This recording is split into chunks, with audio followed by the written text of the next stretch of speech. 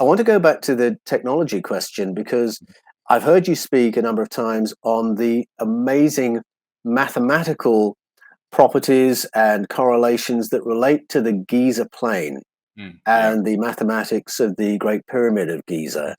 Mhm. That tells us that pre-dynastic Egypt had advanced science and advanced technology. Can you Yeah. say a little bit more about where that science came from and then where it went? Absolutely. So, what's interesting when you look at the Great Pyramid and Giza Plateau, you begin to realize that it's an absolute architectural masterpiece. Now, what's interesting about the actual mathematics encoded into the Giza Plateau, surrounding temples, and also into the Great Pyramid and all the surrounding pyramids, it's a mathematical system that allows us to predict a lot of incredible things. For example, encoded Mhm. into the Great Pyramid is the actual speed of the Earth around the sun. Also encoded into the Great Pyramid is the speed of the sun around the galaxy. I mean, these are things that can't be coincidences. And you can also calculate based on the size of the pyramid stones themselves and the base. You can calculate things like the distance to the sun and the distance to the moon.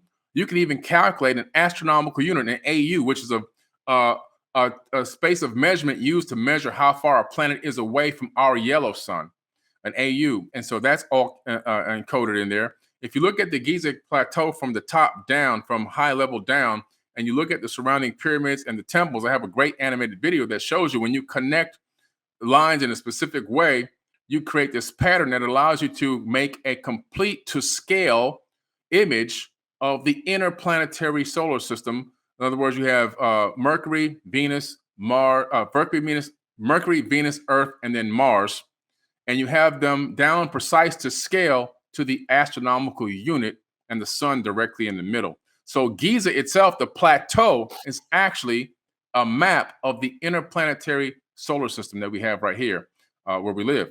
Pretty interesting. And also, the height of the Great Pyramid is the average height of all the landmass peaks on Earth. To do that, you need an orbiting polar satellite orbiting the planet this way and scanning the planet as it rotates on its axis so that you can take all the topographical data, you can calculate all the heights, count the total number of peaks, divide them by the average height. And when you get that number, then you can build a pyramid to that height. The other thing is that the Great Pyramid is located at the direct center of landmass on Earth, not the center of the Earth, the center of Mhm. landmass, which means you need a polar orbiting satellite to calculate landmass and find that exact spot, boom, where to put the Great Pyramid. Now, all this is encoded into the Great Pyramid, and there's so much more. I could talk for probably 10 hours Mhm. on it. And you can calculate the actual circumference of the sun. I mean, the amount of mathematics that are encoded into it is just incredible. The science of pre-dynastic Egypt really is mind-boggling. We've also got references, certainly in pictorial form, in the hieroglyphics, among the hieroglyphics, I should say, of ancient technology Hmm. that was using sound to move enormous blocks, things like that. What happened to that technology? Is it all buried in the vaults of the Smithsonian?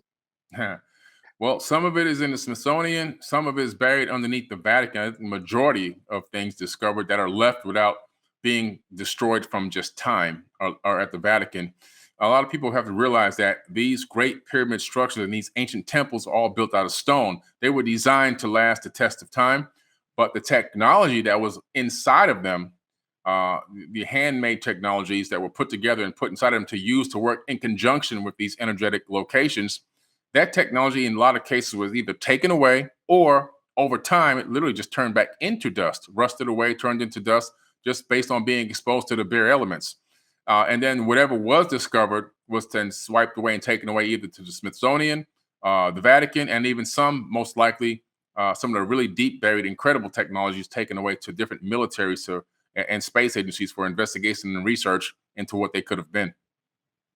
What I find interesting is that some of that technology is referenced not only in the world of ancient Egypt, it's there in the Mesopotamian texts, it's there in the Bible as well, just a Oh yeah, translation away from being blindingly obvious. yeah. And in my research, I found this amazing fluid relationship between those three cultures, three traditions, three civilizations. Mhm. Can you say a little bit about what you discovered of the connection between the biblical tradition around Moses and Mhm. the world of ancient Egypt?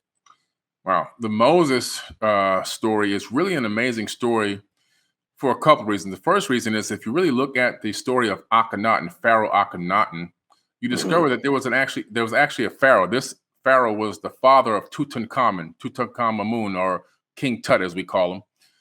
Now, Akhenaten had a very elongated head, a very strange, weird shaped body, and he started worshiping Aten, the sun disk, or also Amun Ra, also known as Amun Ra.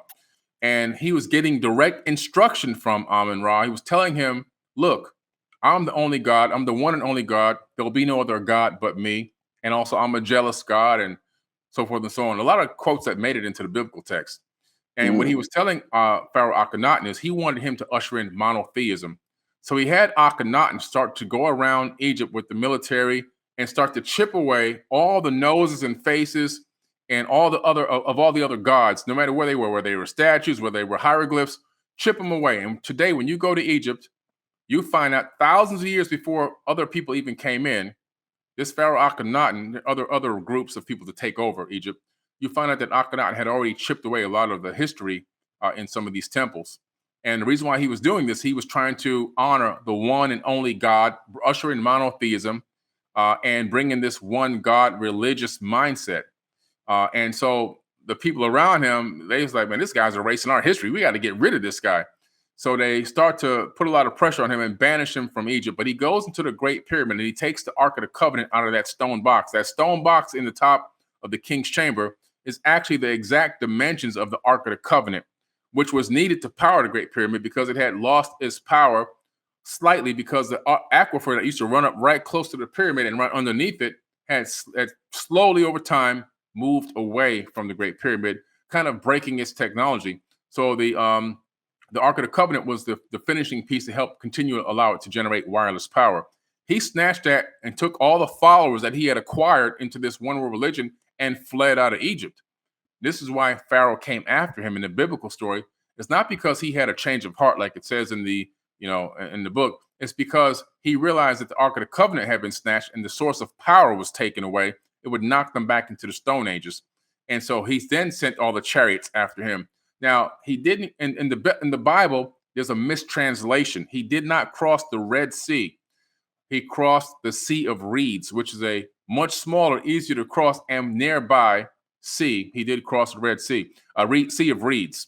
Now, what's interesting, if you do a geological rewind on the tectonic plate activity in the region, which we can do now through computer simulations, you find that around that same time period, there was actually a huge earthquake, which would have caused a tsunami. Now, tsunamis suck water out, and then it comes crashing back sometimes 2 or 3 hours later.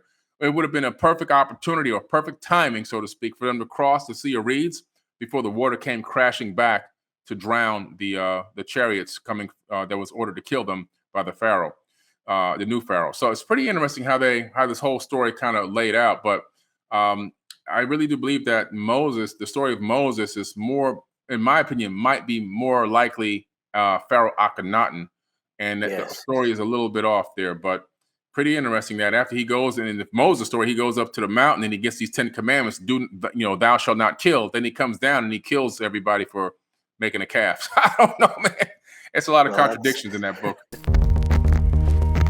Thanks for watching this short video clip from our main YouTube channel, The Fifth Kind. Click here to watch the full video.